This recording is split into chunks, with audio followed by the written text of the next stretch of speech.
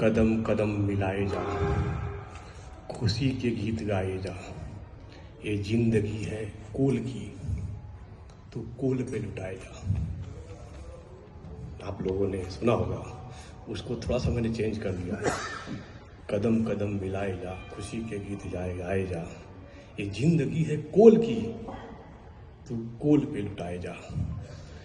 हमारे director technical ने इस महान हस्ती हमारे नेताजी सुभाष चंद्र बोस के बारे में जो बातें बताई, वो हमको, आपको, हर कोल इंडियन को सोचने पर मजबूर करता है कि उस आदमी के अंदर ऐसा क्या था जो अंग्रेज भी डर के भागे।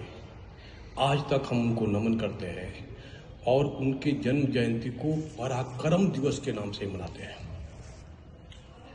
तो उनसे आइए हम सब सीखें। वो बहुत ही कुशाग्र बुद्धि के थे, बहुत ही इंटेलिजेंट थे। उनके मम्मी पापा की इच्छा थी कि बेटा मेरा ICS बने, और वो इतना जीनियस थे कि 6 मंथ की तैयारी में इंग्लैंड में जाकर के एग्ज़ाम दिए और 4th रैंक आया उनका ICS में, और उस नौकरी को भी वो त्याग देते हैं। उस समय ICS मतलब किंग, अपने राज की नौकरी, जो किंग बनने की नौकरी उन्होंने त्याग दिया और हमारा देश कैसे आज़ाद हो उस कठिन पथ को चुना। इसको मैं इंटीग्रिटी बोलता हूँ कि आपके पास आसान रास्ता है, उसको त्याग करके आप कठिन रास्ता अपनाते हैं, दैट इज कॉल्ड इंटीग्रिटी।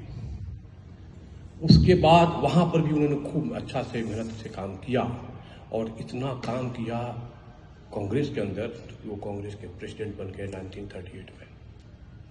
1939 में भी वो सेकेंड बार प्रेसिडेंट के लिए खड़े हुए और जीत भी गए, लेकिन कुछ कांग्रेस से आपस में मतभेद रहा होगा, उन्होंने छोड़ दिया कांग्रेस।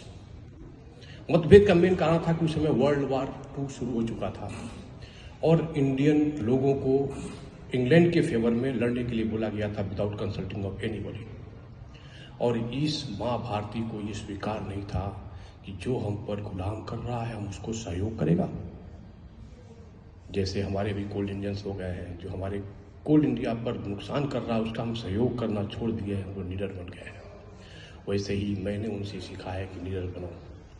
उसके बाद वो कांग्रेस छोड़ देते हैं और फॉरवर्ड बनाते हैं, और जैसे वो DT साहब ने बताया कि वो सारा काम करते हैं कि कैसे हम अंग्रेजों को यहाँ से भगाएं। जो आदमी हाउस अरेस्ट में है इसी कलकत्ता में, और जर्मनी के लिए पैदल चल दिया। कहाँ जाएंगे, कैसे जाएंगे, उनको कुछ नहीं पता था, क्योंकि उस समय जर्मनी अंग्रेजों का से लड़ाई चल रही थी, इंग्लैंड और जर्मनी का। उन्होंने हिटलर से सहयोग लेना था। वो ट्रेन से गए, काबुल गए, फिर उसके बाद इटली गए, फिर उसके बाद से सीप से पनडुब्बी पता नहीं कहाँ से करते हुए वहाँ पहुँचे। फिर वो हिटलर से सहयोग माने, और वहाँ जितने लोगों को जर्मनी ने अरेस्ट कर रखा था उन सबको दे दिया कि ले जाओ एक आर्मी बनाओ। वहाँ पर उन्होंने एक आर्मी बनाया था। उसका जब रिटर्न हुए तो साहब एक और बता दें कि उनके साथ में और आए, और जापान छोड़ कर वो आए, और वहाँ से फिर जापानी गवर्नमेंट ने पार्लियामेंट में ओपन अनाउंसमेंट कर दिया कि हम सुभाष चंद्र बोस को सहयोग करने जा रहे हैं भारत को इंडिपेंडेंट करने के लिए। और जितना जापान लोगों ने इंडियन को, जो भी आर्मी को जहाँ जहाँ उन्होंने हराया था इंडियंस वाले को, उसमें जो आर्मी इंडियन की थी उनको उन्होंने अराउंड 60-65,000 लोगों को उन्होंने दे दिया, जिसे उसका मिल करके उन्होंने आज़ाद हिंद फौज का बनाया। और मैं उसको बताते हुए खुशी हुई, उन्होंने ओपन अनाउंसमेंट किया कि हमारी आज़ाद हिंद फौज तैयार है भारत को आज़ाद करने के लिए। उनका अपना आज़ाद हिंद फौज रेडियो था, अपना इकोनॉमिक्स था, इंडस्ट्रियलाइजेशन कैसे हम राष्ट्र का निर्माण करेंगे वो भी उन्होंने शुरू कर दिया था। तो साहब बताइए कि पहला उन्होंने अपना झंडा फहराया था इंडियन धरती पर 14 अप्रैल 1946 में, भारत को आज़ाद करके पहला उन्होंने झंडा फहराया है। वो भी first prime minister, president, even chief of army सब कुछ वही थे। कैसे उन्होंने अनाउंसमेंट किया। उसके बाद जो भी आपको पता ही होगा कि 1945 में जो बमबार्डिंग हो जाती है और जापान कमज़ोर पड़ जाता है, फिर सहयोग नहीं मिलता है, फिर हम लोगों को पीछे हटना पड़ता है। उसके बाद भी वो हिम्मत नहीं हारे, वो सारा काम करना है। उस आदमी ने जो संदेश दिया था, आज माँ सरस्वती का भी दिन है, कैसा दिमाग, कैसा हिम्मत, कैसा साहस, कितना अच्छा विजन। वो लेके चले।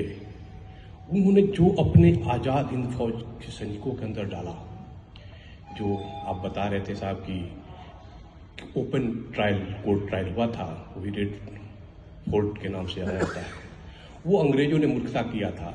ओपन ट्रायल होगा, मतलब पब्लिक को भी बताया जाएगा क्यों उनको। उसमें हमारे खान साहब थे, एक सहगल साहब थे, एक ढिल्लन साहब थे, एक हिंदू, एक मुस्लिम, एक सिख।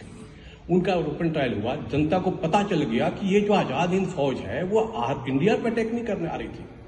वहां से डिस्क्लोज हुआ कि ये अंग्रेजों को भगाने के लिए आ रही थी। जब पूरा ये लहर, जो ये देशभक्ति की भावना न केवल आज़ाद हिंद फौज के सैनिकों के अंदर बल्कि हर एक आदमी के अंदर ये जुड़ा, और वो जो क्रांति हुआ 1946 के आसपास में, हर अंग्रेजों का रात का नींद गायब हो गया।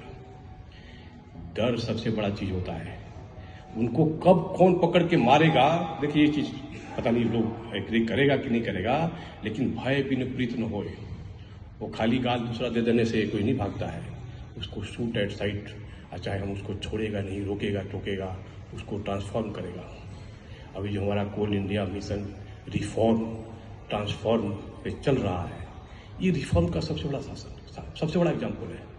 1928 में वो अपना जो कांग्रेसी थे उनको यूनिफॉर्म में, आर्मी के ड्रेस में उन्होंने खड़ा कर दिया था, लगभग 2000 लोगों को। वो अलग से मिशन दिखाया था कि नहीं, ये आदमी क्रांतिकारी है। बाकी कांग्रेसी का अलग विचारधारा था, लेकिन इनका अलग था कि नहीं, बिना खून खराबे का युद्ध नहीं भागने वाले हैं। लोगों ने अपोज भी किया, लेकिन एक चीज ये मानता हूं मैं, भले दोनों में मतभेद थे, लेकिन मनभेद नहीं था। उन्होंने ऑल इंडिया रेडियो और आज़ाद हिंद फौज रेडियो का उन्होंने शुरुआत किया था। ये मैं इसलिए बोलता हूँ कि हम क्या हैं, हम क्या कर रहे हैं, ये दुनिया को बताना जरूरी है। ये मैसेज आज़ाद हिंद फौज ने जब कम्युनिकेट किया कि हम लड़ो, इवन क्विट इंडिया मूवमेंट के लिए उन्होंने रेडियो से अनाउंसमेंट किया था कि महात्मा गांधी को सपोर्ट करो। उन्होंने बोला था फादर ऑफ द नेशन। तो मतभेद भले हो सकते हैं, मनभेद नहीं था, और दोनों ने मिलकर के, सब पूरी टीम मिलकर के माँ भारती को आज़ाद कराया। जो टाइम शिफ्टिंग की बात थी वही था कि जब हर कोने में, हर गली में ओपन ट्रायल के बाद जब जनता को पता चला और सब ने मारपीट करके शुरू कर दिया, तो अंग्रेजों के अंदर जो डर आया, रात की नींद गायब हुई, उसके चलते। तो मैं इसलिए बोलता हूँ, आप भी डर न छोड़ो, निडर बनो। मत करो परवाह कोई क्या कहेगा, मत करो परवाह कोई क्या कहेगा। इस तरह तो वक्त का दुश्मन सदा निर्भय रहेगा। सब्र का ये बांध तुमने पूछ कर किससे बनाया, सब्र का ये बांध तुमने पूछ कर किससे बनाया। वो कौन है, वो कौन है जिसने तुझे इतना सहन करना सिखाया। तोड़ दो ये बांध, बहने दो नदी को, दाव पे खुद को लगाकर धन्य कर दो इस कंपनी को, दाव पे खुद पर लगाकर धन्य कर दो कंपनी को। हम जिस सभी ट्रांजिशन फेज में चल रहे हैं, उन्होंने जिस तरह से वर्ल्ड वॉर 2 का यूज किया, जिस तरह से विजनरी उन्होंने अपना एक्शन लगाया, इस तरह से हमको भी अपने सिचुएशन के हिसाब से अपने इकोनॉमी को, अपने अंदर रूल्स रेगुलेशन को, ह्यूमैनिटी को, मोरल वैल्यूज को अपने कंपनी के अंदर लाना है और सबसे ऊपर जाना है।